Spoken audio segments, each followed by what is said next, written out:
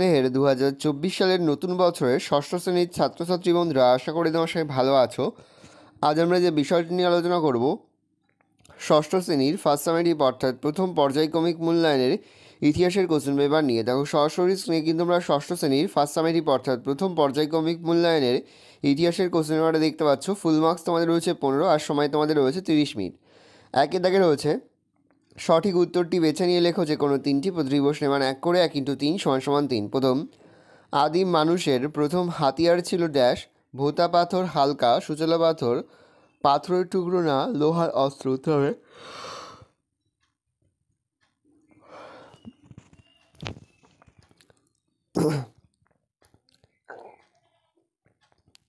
আমার প্রিয় ও স্নেহের 2024 সালের নতুন বছরের ষষ্ঠ শ্রেণীর ছাত্রছাত্রী বন্ধুরা, আশা করি তোমার সবাই ভালো আছো। আজ আমরা যে বিষয়টি নিয়ে আলোচনা করব, ষষ্ঠ শ্রেণীর ফার্স্ট সামেটিভ অর্থাৎ প্রথম পর্যায়ক্রমিক মূল্যায়নের ইতিহাসের কোশ্চেন পেপার নিয়ে। দেখো, সরাসরি স্ক্রিনে কিন্তু আমরা ষষ্ঠ শ্রেণীর ফার্স্ট সামেটিভ অর্থাৎ প্রথম পর্যায়ক্রমিক মূল্যায়নের ইতিহাসের কোশ্চেন পেপারটা দেখতে পাচ্ছ। ফুল মার্কস তোমাদের রয়েছে 15 আর সময় তোমাদের রয়েছে 30 মিনিট। একের দাগে রয়েছে সঠিক উত্তরটি বেছে নিয়ে লেখো যে কোনো তিনটি প্রতিটি প্রশ্নের মান 1 করে 1 × 3 = 3। প্রথম, আদিম মানুষের প্রথম হাতিয়ার ছিল ড্যাশ, ভোঁতা পাথর, হালকা সুচালো পাথর, পাথরের কুঠার না লোহার অস্ত্র। তবে ভোঁতা পাথর। পরের প্রশ্ন, আদিম মানুষের জীবনে প্রথম জরুরি আবিষ্কার চাকা, ধাতু না আগুন। উত্তরে আগুন। পরের প্রশ্ন, মেহেরগড় সভ্যতা আবিষ্কার করেন জন মার্শাল, হুইলার, ই ম্যাকে, জাফরাসোয়া জারিজ। উত্তরে জাফরাসোয়া জারিজ। পরের প্রশ্ন, হরপ্পা সভ্যতায় স্নানাগার পাওয়া গেছে লোথালে, হরপ্পায়, মহেঞ্জোদারোয় না রূপারে। উত্তর হবে মহেঞ্জোদারোয়। পরের প্রশ্ন, মেহেরগড় সভ্যতা আবিষ্কার হয়েছে 1912, 1874, 1974, 1784 খ্রিস্টাব্দে। হবে 1974 খ্রিস্টাব্দে। দুই দাগে রয়েছে নিচের প্রশ্নগুলোর এক কথায় উত্তর দাও। প্রশ্নের মান 1 করে 1 × 2 = 2। প্রথম, ভীমবেটকা কি? ভীমবেটকা হলো একটি গুহা। এখানে আদিম মানুষের আঁকা গুহা চিত্র পাওয়া গেছে। হোমো হ্যাবিলিস কথার অর্থ কি? উত্তর হবে হোমো হ্যাবিলিস কথার অর্থ হলো দক্ষ মানুষ। পরের প্রশ্ন, পাথরের যুগকে কয় ভাগে বিভক্ত করা যায়? উত্তর লিখবে পাথরের যুগকে 3 ভাগে বিভক্ত করা যায়। পরে হচ্ছে হরপ্পা সভ্যতার একমাত্র বন্দর কোনটি? উত্তর লিখবে হরপ্পা সভ্যতার একমাত্র বন্দর হলো গুজরাটের লোথাল।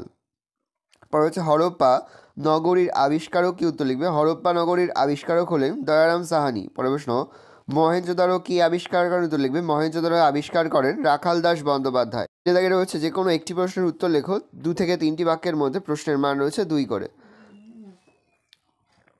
3 দাগে রয়েছে যে কোনো একটি প্রশ্নের উত্তর লেখো 2 থেকে 3টি বাক্যের মধ্যে। প্রশ্নের মান 2। প্রথম, তামা হাইপেন পাথরের যুগ বলতে কি বোঝো?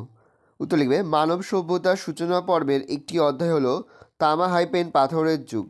তামা হাইপেন পাথরের যুগ যে সময় মানুষ পাথরের জিনিসপত্র ব্যবহারের পাশাপাশি তামার জিনিসপত্র তৈরি ও ব্যবহার করে, সেই সময়কালকে তামা হাইপেন পাথরের যুগ বলে। মেহেরগড় সভ্যতার শেষ পর্যায়ে ও হরপ্পা সভ্যতা তামা হাইপেন পাথরের যুগের সভ্যতা ছিল। পরে হচ্ছে সিন্ধু সভ্যতাকে হরপ্পা সভ্যতা বলা হয় কেন? উত্তর লিখবে উৎখনন কার্যের ফলে হরপ্পা 1921 খ্রিস্টাব্দে এবং মহেঞ্জোদারো 1922 খ্রিস্টাব্দে আবিষ্কারের পর প্রথমে সিন্ধু সভ্যতার নামকরণ হলেও পরে হরপ্পা সভ্যতা নামকরণ হয়। হরপ্পা সভ্যতা বলার কারণ, এই সভ্যতায় প্রায় 1400টি কেন্দ্র বা কেন্দ্রের মধ্যে হরপ্পা সব থেকে প্রাচীন ও বড়। নিদর্শন, হরপ্পায় পাওয়া নিদর্শন বেশি এবং অন্য কেন্দ্রগুলিতে হরপ্পার নিদর্শনের প্রভাব দেখা যায়। এই কারণে সিন্ধু সভ্যতাকে হরপ্পা সভ্যতা বলা হয়। আদিম মানুষ কিভাবে আগুন জ্বালাতে শেখে? মানব সভ্যতার বিকাশের ক্ষেত্রে মানুষের আগুন জ্বালাতে শেখা খুব গুরুত্বপূর্ণ বিষয়। আগুন জ্বালানোর কৌশল সমূহ। 1, আদিম মানুষ দাবানল দেখে আগুনের অস্তিত্ব বুঝতে পারে। চকমকি পাথরের হাতিয়ার তৈরির সময় পাথরের ঠোকাঠুকিতে আগুন জ্বলে ওঠে। 3, তা দেখে মানুষ আগুন জ্বালাতে শেখে। এইভাবে আদিম মানুষ আগুন জ্বালাতে শেখে। আদিম মানুষ যাযাবর ছিল কেন? আদিম মানুষ নানা কারণে যাযাবর জীবনযাপন করত। যেমন 1, আদিম মানুষ নিজের খাবার নিজে উৎপাদন করতে পারত না। 2, আদিম মানুষ শিকার করে ও বনের ফলমূল সংগ্রহ করে তাদের খাদ্যের চাহিদা মেটাত। আর বনের ফলমূল বা শিকার কোনো একটি নির্দিষ্ট এলাকার মধ্যে পাওয়া যেত না। তাদের বিভিন্ন স্থানে ঘুরে ঘুরে খাদ্য সংগ্রহ করতে হতো। এই সব কারণে আদিম মানুষ যাযাবর ছিল। পরের প্রশ্ন, আদিম মানুষ কেন জোট বেঁধেছিল? এর ফলে তার কি লাভ হয়েছিল? আদিম মানুষ হিংস্র জীবজন্তুর হাত থেকে নিজেকে রক্ষা করতে এবং তার খাদ্যের সংস্থান করার জন্য জোট বেঁধেছিল। 4 নম্বর প্রশ্ন, অনধিক 35 শব্দের মধ্যে উত্তর দাও, যে কোনো একটি প্রশ্নের মান 3। প্রথম, আগুন জ্বালাতে শেখার পর আদিম মানুষের কী কী সুবিধা হয়েছিল, অথবা আগুনের ব্যবহারের ফলে মানুষের জীবনে কী কী পরিবর্তন এসেছিল? আগুন জ্বালাতে শেখার পর আদিম মানুষের জীবনযাত্রার ধরন অনেকটাই বদলে গিয়েছিল। বেশ কিছু সুবিধাও হয়েছিল, যেমন আত্মরক্ষা। প্রচণ্ড শীতের হাত থেকে বাঁচতে আদিম মানুষ আগুন জ্বালিয়ে শরীর গরম করত। হিংস্র জন্তুর আক্রমণ থেকে রক্ষা পাওয়ার জন্য তারা গুহার মুখে আগুন জ্বালিয়ে রাখত।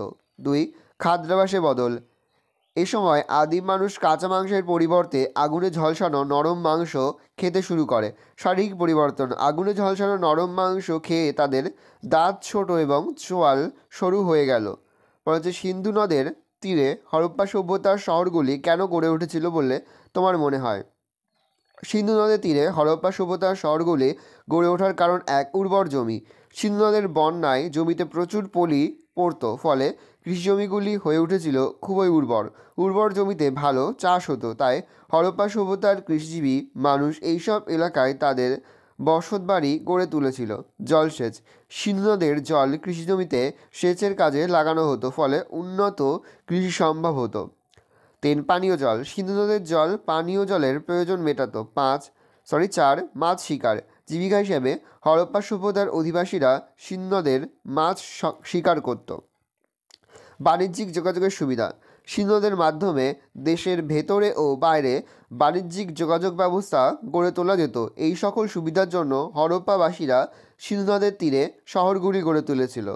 হরপ্পা সভ্যতার শস্যাগারটি কেমন ছিল? হরপ্পাতে শস্য মজুত রাখার জন্য ব্যবহৃত বিশাল শস্যাগার পাওয়া গেছে। আয়তন, হরপ্পা সভ্যতার শস্যাগারটি নদীর তীরে 200 ফুটে 150 ফুট আয়তনের একটি মঞ্চের ওপর নির্মিত ছিল। ইতিহাসবিদ A.L. ব্যাসাম শস্যাগারটিকে রাষ্ট্রীয় ব্যাংকের সঙ্গে তুলনা করেছেন। বৈশিষ্ট্য, 1 দিয়ে লিখবে, শস্যাগার দেখতে অনেকটা পাকা বাড়ির মতো। 2, হরপ্পার শস্য রাখার বাড়িটির ভেতরে ছিল 2 সারিতে ভাগ করা মোট 12টি স্তর। 3, শস্যাগারে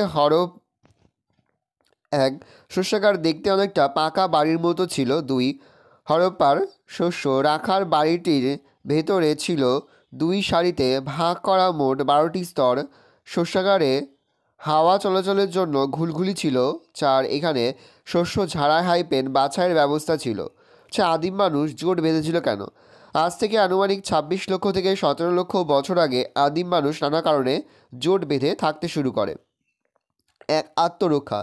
আদিম মানুষ নিজেদের হিংস্র জন্তুর হাত থেকে বাঁচাতে জোট বেঁধেছিল। খাদ্য সংগ্রহ, দলবদ্ধভাবে থাকলে খাদ্য সংগ্রহের ক্ষেত্রে এবং শিকারের ক্ষেত্রে সুবিধা হতো। 3, নিজস্ব সংস্কৃতি সৃষ্টি। আদিম মানুষ জোটবদ্ধ থাকার ফলে তারা একটি নিজস্ব সংস্কৃতি গড়ে তোলে এবং শৃঙ্খলা পরায়ণ হয়। 5 দাগে রয়েছে, অনধিক 80 শব্দের মধ্যে উত্তর দাও, যে কোনো একটি প্রশ্নের মান 5। প্রথম, মাঝের পাথরের যুগের মানুষের জীবনযাত্রার নানা দিক সংক্ষেপে আলোচনা করো। দেখে নাও, আমি আর উত্তরটা মুখে বলছি না, মুখে বললে ভিডিওটাই বড় হয়ে যাবে, ফলে তোমাদেরই অসুবিধা হবে। আমি আস্তে আস্তে স্ক্রল ডাউন করছি, তোমরা কিন্তু অবশ্যই ভিডিওকে থামিয়ে বা স্ক্রিনশট নিয়ে কিন্তু সম্পূর্ণ উত্তরটা তোমাদের খাতাতে নোট ডাউন করে নেবে। পয়েন্ট করবে ভূমিকা,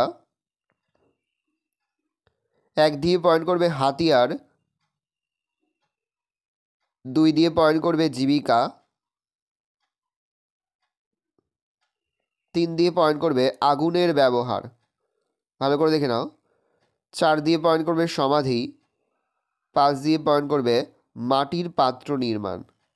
পরের প্রশ্ন, পুরনো পাথরের যুগের মানুষের জীবনযাত্রা কেমন ছিল? ভারতীয় উপমহাদেশে বিভিন্ন প্রত্নক্ষেত্র থেকে পাওয়া পুরনো পাথরের যুগের অস্ত্র ও জিনিসপত্র থেকে সে যুগের মানুষের জীবনযাত্রার একটা চিত্র পাওয়া যায়। 1 দিয়ে পয়েন্ট করবে দলবদ্ধভাবে খাদ্য সংগ্রহ, 2 দিয়ে পয়েন্ট করবে পোশাক পরিচ্ছদ, 3 দিয়ে পয়েন্ট করবে খাদ্য, 4 দিয়ে পয়েন্ট করবে হাতিয়ার। পরের প্রশ্ন, হরপ্পা সভ্যতার পতনের কারণগুলি কী ছিল তা সংক্ষেপে লেখো। পয়েন্ট করবে ভূমিকা, 1 দিয়ে লিখবে প্রাকৃতিক কারণ, ভালো করে দেখে নাও। 2 দিয়ে লিখবে সিন্ধু নদের গতিপথ পরিবর্তন। ভালো করে উত্তরটা দেখে নাও।